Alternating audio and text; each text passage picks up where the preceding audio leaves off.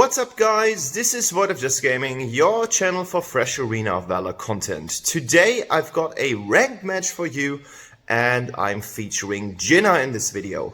As you guys might know, Jinnar was one of the strongest mages before he was nerfed a little bit.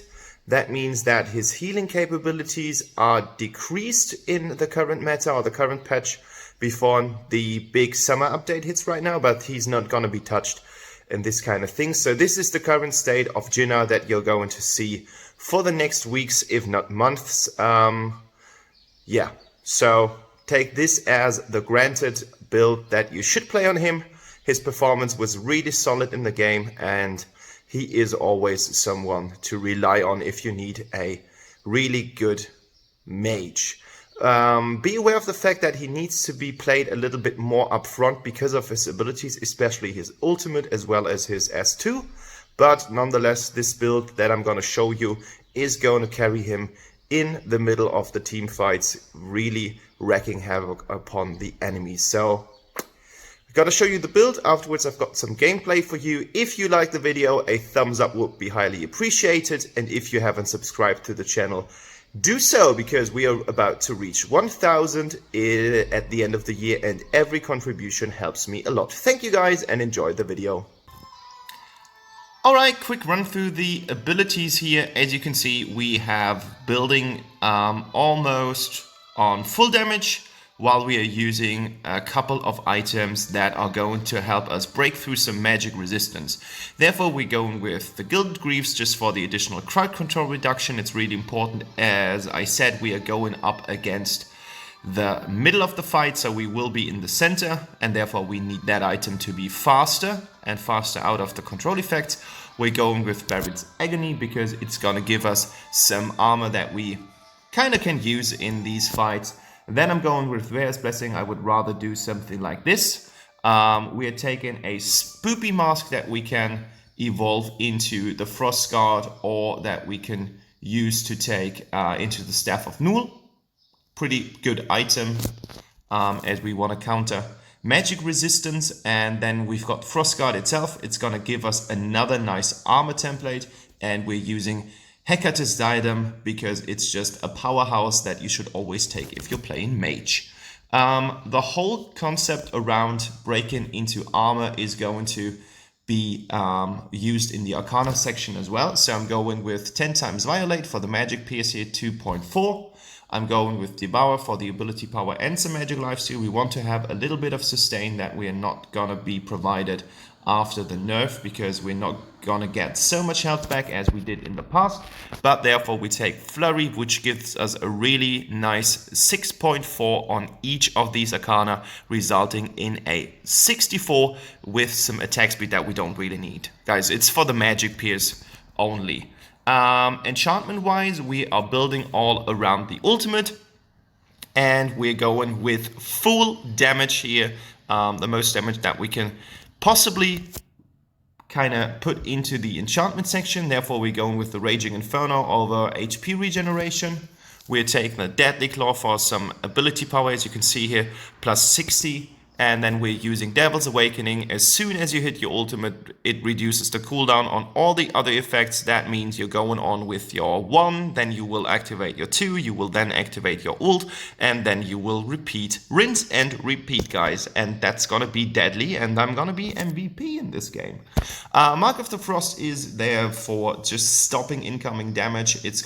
You're gonna transfer into some kind of statue, and then you're not gonna dealt damage at all, and afterwards you can just retreat to safety. Always remember, guys, that you can use your ult both on the offense as well as the defense. Just hit your ult and you're gonna be fast and out of all that can harm you. And the Gunslinger is here for movement speed and ability power increase.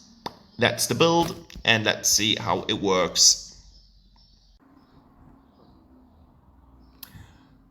Alright, let's start the game, guys. I will be on the solo lane, which is actually quite funny because I was a little bit worried about the whole flow of the game, as we have two mages. So I'm playing Jinnar, but I think he's really solid, and that new skin is just so damn beautiful. As I said, this is going to be a ranked game, so we are up in Diamond. And if you guys are kind of excited about all that pick and ban phase, just put that down in the comments below, and I'm gonna see if I can make it work for you. So if you're interested in this kind of content, and that's kind of important for you guys, then just let me know, and I'm gonna put it down in the video as well, because I just wanted to kind of make it really short. But if that's something that might be important to you, then just let me know and I'm gonna integrate it in the video. So we've been up against Omen, a really strong person, a really strong hero, and unfortunately I don't have the damage yet to harm him or kill him. I harmed him quite a lot. So matchup isn't too bad, because Omen just has this one leash where he can drag you in, and then he's going to get all the damage done. You need to be a little bit aware of his ult, because with his ult he can just put you down in one specific position, and if you haven't got flicker ready, you can't get out of that. So be careful and don't let yourself be caught up in the ultimate. But as he is only level 2, there is not really that much that he can do against me. I can poke him with my abilities. As you see, here we go. Now he's activating his 2, resulting in a big damage decrease, but he is really greedy. I don't know what's his plan, but he just wants it so much. And as you can see, my spell still hit him. That's a little bit unlucky and a little bit unfair. As soon as you target someone with one of your spells, like the first spell, you are going to catch them no matter where they hide. But that's also something that you should note, because it's gonna help you, because every single time you get something with it, you guys know that you will hit them. So it was not a problem for Butterfly at all to catch Omen. Now we are level 4, but we need to be a little bit aware of our mana pool. It's kind of draining a lot, but I really needed to put all the abilities into that Vision Bird, and unfortunately Omen interrupts me and he is catching my bird here, my little birdie. That was the worst flicker in the world. That was so bad. I was so lucky to get out of this. And now I need to be careful, because I think he hasn't used ult yet. And as I said, he's gonna pin you down in a position, creating some kind of aura. And that's deadly. Like usually if Omen ults, you're dead. Of course, not in a team fight, but in a one-on-one situation. My team gets the Abyssal Dragon. Pretty strong move here. We are leading in terms of gold, and we are leading in terms of the team fights. And this is a dead Omen here, but as you can see, he just put down some damage into my face. So not too shabby. That means I'm going back without doing any harm to his tower. And the build is just really nice against Omen, because the first item that we are building is Barrett's Agony, resulting in 225 armor for our armor plating. So we are going to be even more resistant to his stuff. But of course, on the other hand, he's going to build some damage items, and damage kind of scales with the armor that people get. But usually you don't see that much armor on mages. Like, that's not really common. And therefore we're going to have a really nice stand against him. And we are getting the Vision Bird here. I always try to get it, because it's not only grants us gold, but we are getting some really helpful vision here. And it's one of the only sources that actually gives us vision. So Omen is going up against the Spirit Sentinel here. I don't know what that plan was all about. Our Butterfly comes in, and I am not going through the river. I'm using my abilities to snag some stuff away from Crixie here. Not really friendly. That wasn't that friendly at all. But on the other hand, 100 gold, that's something that she doesn't need that much. So we're up against Omen, and as you can see, he just hit level 7, and we are already level 7, so we have a little advantage in terms of experience. Oh, he's about to hit level 7. It's still a little advantage. It's not that big. And what Crixie does here quite nicely is she is helping me to get some stuff into the tower. And I decided to take Rhea's Blessing over anything else because I just wanted to get this really nice lifesteal that you get with Rhea's, as well as some nice stuff from the shield. You're going to get a little shield, and again, that was easy, unfortunately. I'm sorry for that Omen player. He doesn't really stand that much of a chance, and I think his positioning wasn't that good. Like, I flickered like an idiot, but still, we killed him, and now we do get the tower, so that's like double unfortunate, and now I can make my way up to the enemy jungle.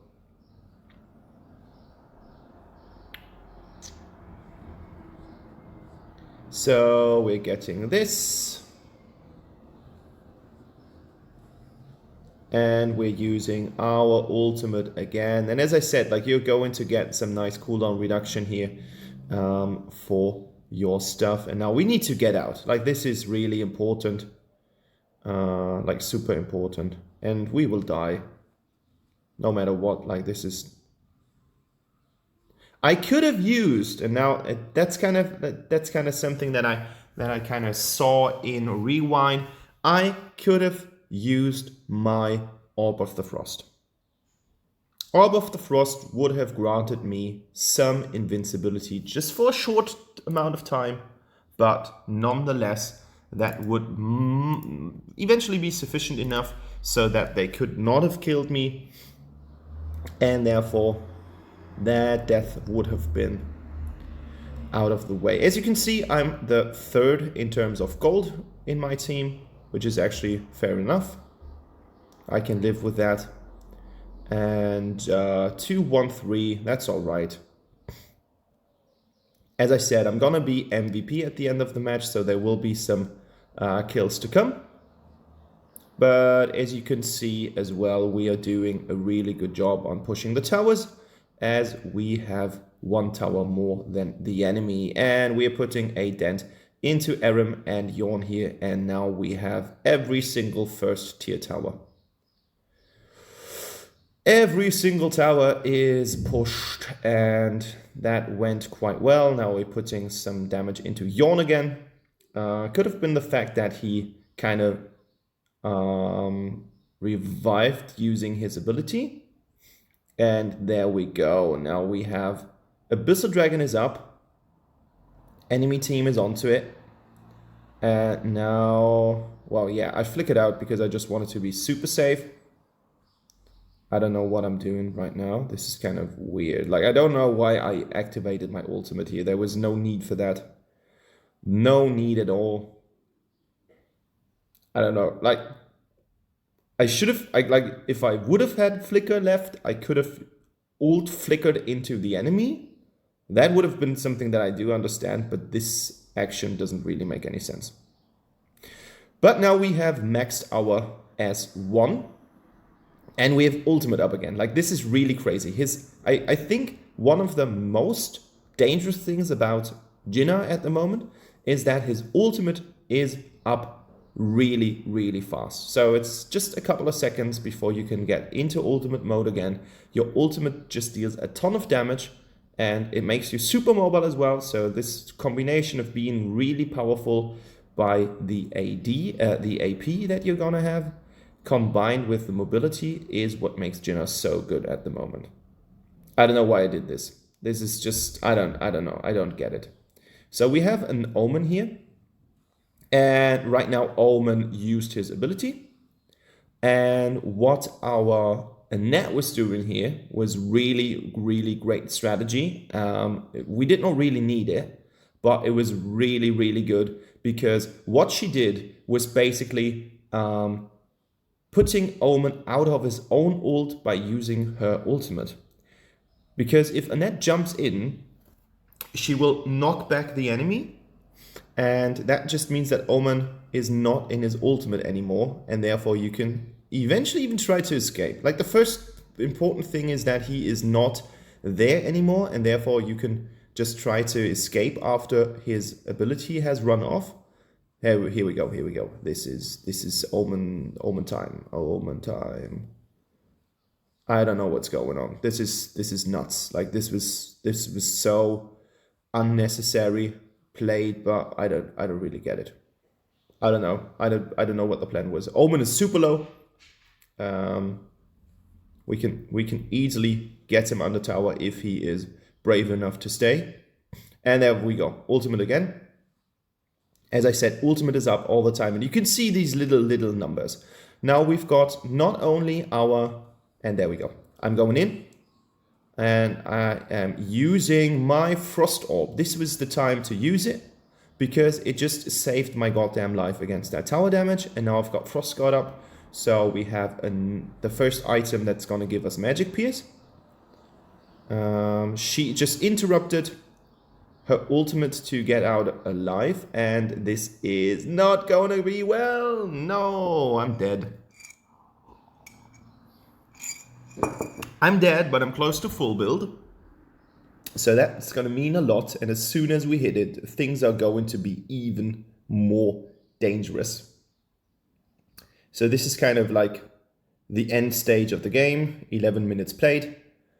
And he's just killing them away. Okay, now she's ulting, but that doesn't really matter. I don't know why Annette uses abilities here, because that's gonna kill Valheim eventually. Of course, Annette is not one of the support heroes that's gonna deal a lot of damage, but still, that's always risky business. Don't you ever ult someone with Aram and your teammates are going like, no, if Aram ults, you're not gonna do something to your teammates if she ults one of your teammates. Every damage that you put into Aram is immediately transferred into your teammate, causing them to die. That's like 100% the basic Aram strategy that she will use every single time she will get into a squishy hero. Ever. Like that's just what she does. So don't do it. Don't ever do it. You're killing people. Need to be a little bit carefully with my positioning. Like, of course I can just ult in, but I should do it second wave. I should never ever open up the fight. Of course I'm a greedy asshole, so that doesn't really apply to me. But just for you guys, don't ever go in and open up the fight, because that's just gonna be brutal, and you're gonna die. Damage. And as you can see, and Butterfly kills things on the tower. That's so mean. That's so goddamn mean. Like, that's not something that you should do. That's not a nice strategy.